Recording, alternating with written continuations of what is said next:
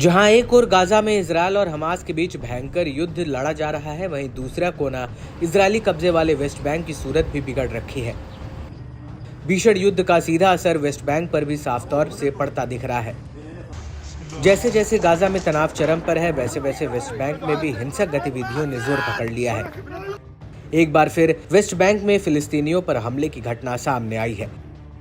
बताया जा रहा है कि इजरायली बलों ने फिलिस्तीनियों को निशाना बनाकर हमला किया है। इस घटना के बाद वेस्ट बैंक के फिलिस्तीनी निवासी सदमे में हैं। दावा है कि वेस्ट बैंक के उत्तर के एक गांव पर हमला किया गया, जहां दर्जनों इजरायली निवासियों ने रात भर जमकर कोहराम मचाया। इस दौरान कई घरों और कारों को आग के हवाले कर दिया गया। फिलिस्तीनी स्वास्थ्य मंत्रालय के मुताबिक नबल्स के लगभग 10 किलोमीटर पश्चिम में उत्तरी वेस्ट बैंक में जीत पर हमला हुआ। इस दौरान 23 वर्षीय एक फिलिस्तीनी की मौत हो गई, जबकि एक शख्स गंभीर रूप से घायल हुआ है।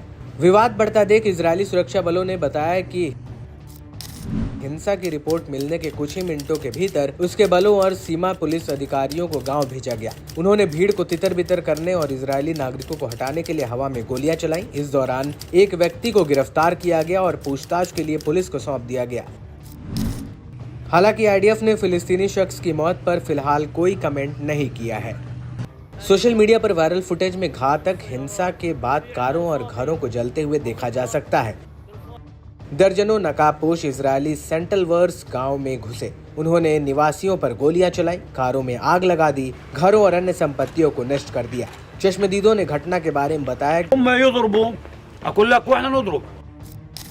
कि हमने बाहर देखा कि 7, 8 शायद 10 सेटलर्स जमकर उत्पात मचा रहे थे। 2 कारों में आग लगा दी गई थी। ये सब देखकर बच्चे और महिलाएं डर कर सहम गई थी। कारों में लगी आग को जब बुझाने की कोशिश की गई तो सेटलर्स ने उनके ऊपर पत्थर फेंकना शुरू कर दिया। इस दौरान पत्थरबाजी से कई जख्मी हो गए। शहर के लोग और पड़ोसी हमें बचाने के लिए आगे आए। ये देख सेटलर्स बड़ी संख्या में अपने साथ हथियार भी लहराने लगे और फिर अंधाधुंध फायरिंग शुरू कर दी। खास बात है कि ये हमला वेस्ट बैंक में फिलिस्तीनियों के खिलाफ इजरायली सेना और इजरायली सेटलर्स की हिंसा में इजाफे के बीच हुआ है।